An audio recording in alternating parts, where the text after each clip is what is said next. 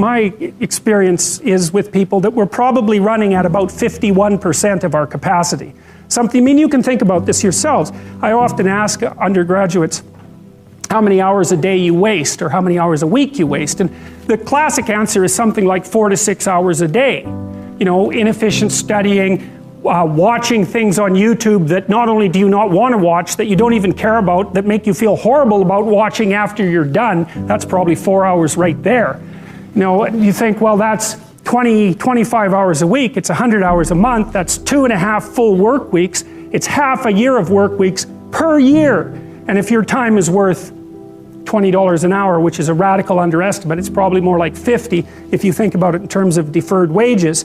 If you're wasting 20 hours a week, you're wasting $50,000 a year. And you are doing that right now. And it's because you're young, wasting $50,000 a year is a way bigger catastrophe than it would be for me to waste it, because I'm not going to last nearly as long. And so if your life isn't everything it could be, you could ask yourself, well, what would happen if you just stopped wasting the opportunities that are in front of you? You'd be who knows how much more efficient? 10 times more efficient, 20 times more efficient. That's the Pareto distribution. You have no idea how efficient people get. It's completely, it's off the charts. Best thing you can do is teach people to write, because there's no difference between that and thinking. And one of the things that just blows me away about universities is that no one ever tells students why they should write something. It's like, well, you have to do this assignment. Well, why are you writing? Well, you need the grade. It's like, no. You need to learn to think, because thinking makes you act effectively in the world. Thinking makes you win the battles you undertake, and those could be battles for good things. If you can think and speak and write, you are absolutely deadly. Nothing can get in your way. So that's why you learn to write. It's like, and I can't believe that people aren't just told that.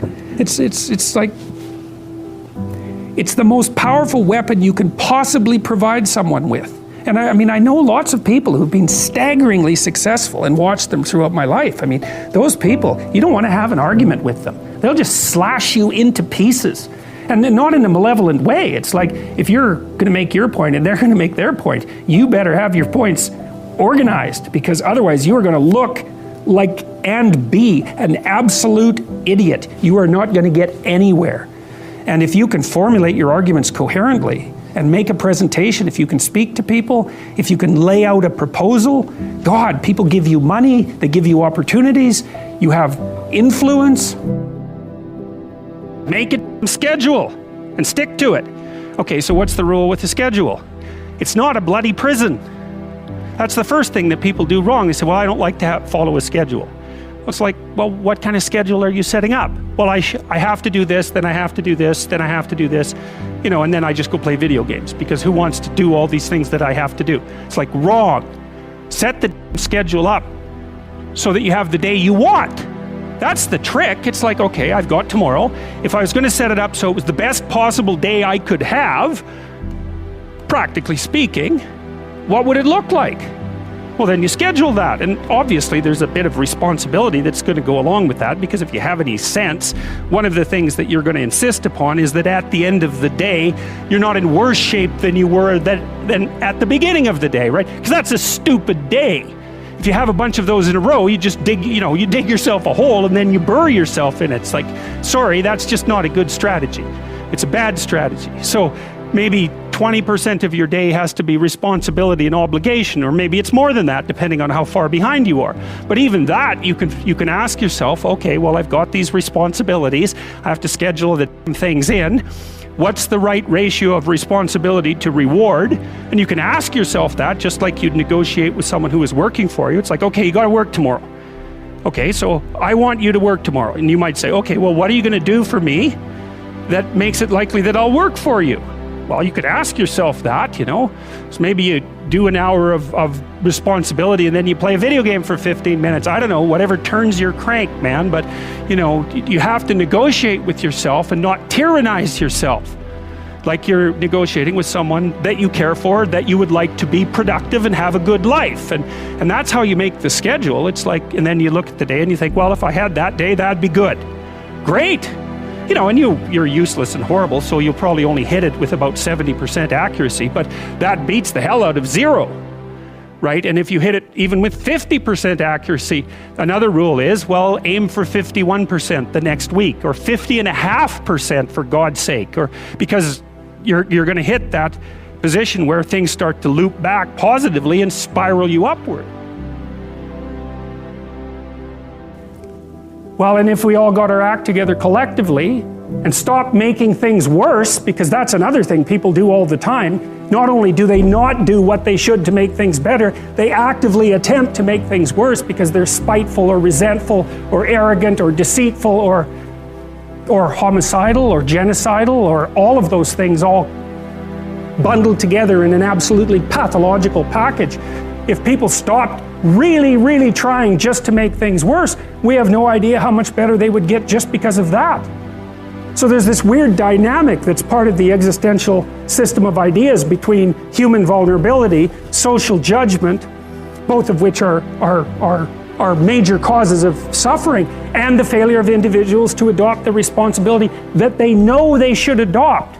It isn't merely that your fate depends on whether or not you get your act together and to what degree you decide that you're going to live out your own genuine being. It isn't only your fate. It's the fate of everyone that you're networked with. And so, you know, you think, well, there's 7 billion people in the world. We're going to peak at about 9 billion, by the way, and then it'll decline rapidly, but 7 billion people in the world, and who are you? You're just one little dust mote among that 7 billion, and so it really doesn't matter what you do or don't do, but that's simply not the case. It's the wrong model, because you're at the center of a network. You're a node in a network. Of course, that's even more true now that we have social media. You'll know 1,000 people, at least over the course of your life.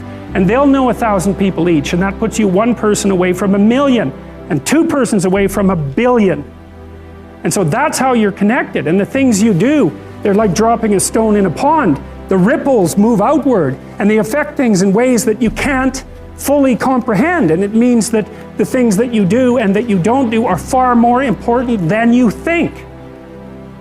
And so if you act that way, of course, the terror of realizing that is that it actually starts to matter what you do. And you might say, well, that's better than living a meaningless existence. It's better for it to matter.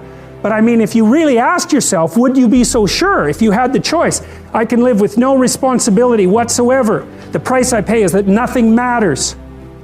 Or I can reverse it and everything matters. But I have to take the responsibility that's associated with that. It's not so obvious to me that people would take the meaningful path. You know, when you say, well, nihilists suffer dreadfully because there's no meaning in their life, and they still suffer. Yeah, but the advantage is they have no responsibility. So that's the payoff, and I actually think that's the motivation. Say, well, I can't help being nihilistic. All my belief systems have collapsed. It's like, yeah, maybe. Maybe you've just allowed them to collapse because it's a hell of a lot easier than acting them out. And the price you pay is some meaningless suffering, but you can always whine about that and people will feel sorry for you, and you have the option of taking the pathway of the martyr, so that's a pretty good deal, all things considered, especially when the alternative is to bear your burden properly and to live forthrightly in the world. Well, what Solzhenitsyn figured out, and so many people in the 20th century, it's not just him, even though he's the best example, is that if you live a pathological life, you pathologize your society. And if enough people do that, then it's hell. Really, really.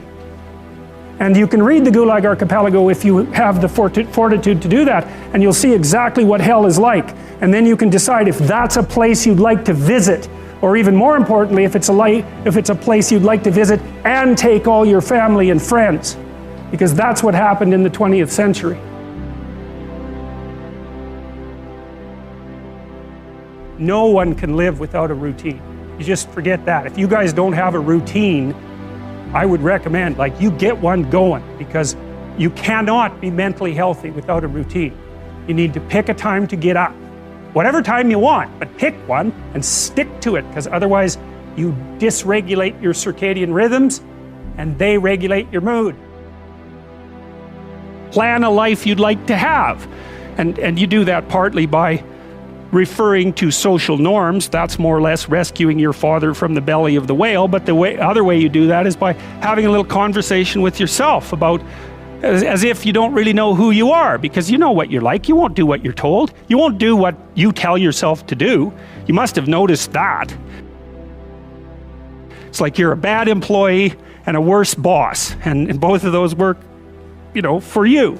You don't know what you want to do, and then when you tell yourself what to do, you don't do it anyways. You should fire yourself and find someone else to be. But my point is that you have to understand that you're not your own servant, so to speak. You're someone that you have to negotiate with, and you're someone that you want to present the opportunity of having a good life to. And that's hard for people because they don't like themselves very much. So, they're always like cracking the whip and then procrastinating, and cracking the whip and then procrastinating. And it's like, God, it's so boring and such a pathetic way of spending your time. I think what you have to do, and this is part of humility, is you have to look around you within your sphere of influence, like the direct sphere of influence, and fix the things that announce themselves as in need of repair. But one of the main reasons that people don't get what they want is because they don't actually figure out what it is. And the probability that you're going to get what would be good for you, let's say, which would even be better than what you want, right? Because, you might be wrong about what you want, easily. But maybe you could get what would really be good for you. Well, why don't you? Well, because you don't try. You don't think, okay, here's what I would like if I could have it. And I don't mean in a way that you manipulate the world to force it to deliver you goods for status or something like that. That isn't what I mean. I mean something like, imagine that you were taking care of yourself like you were someone you actually cared for. And then you thought, okay, I'm caring for this person. I would like things to go as well for them as possible. What would their life have to be like in order for that to be the case? Well, people don't do that. They don't sit down and think, all right, let's figure it out. You've got a life. It's hard, obviously. It's like 3 years from now, you can have what you need. You got to be careful about it. You can't have everything. You can have what would be good for you, but you have to figure out what it is, and then you have to aim at it. Well, my experience with people has been if they figure out what it is that would be good for them, and then they aim at it, then they get it.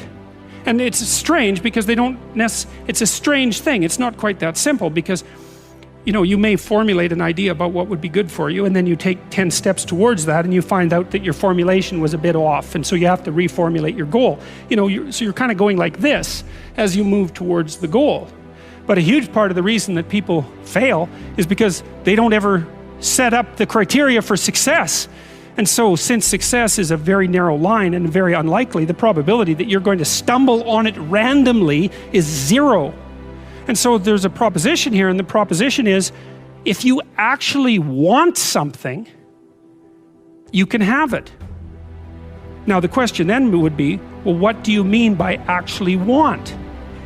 And the answer is that you reorient your life in every possible way to make the probability that that will occur as certain as possible. And that's a sacrificial idea, right? It's like, you don't get everything. Obviously.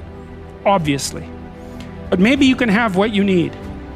And maybe all you have to do to get it is ask. But the asking isn't a whim or today's wish.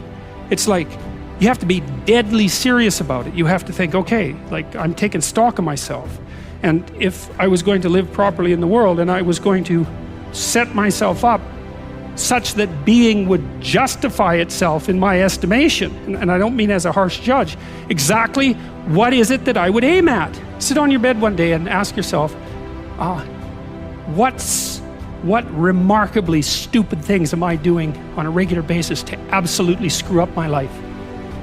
And if you actually ask that question, but you have to want to know the answer, right? Because that's actually what asking the question means. It doesn't mean just mouthing the words. It means you have to decide that you want to know. You'll figure that's out so fast it'll make your hair curl.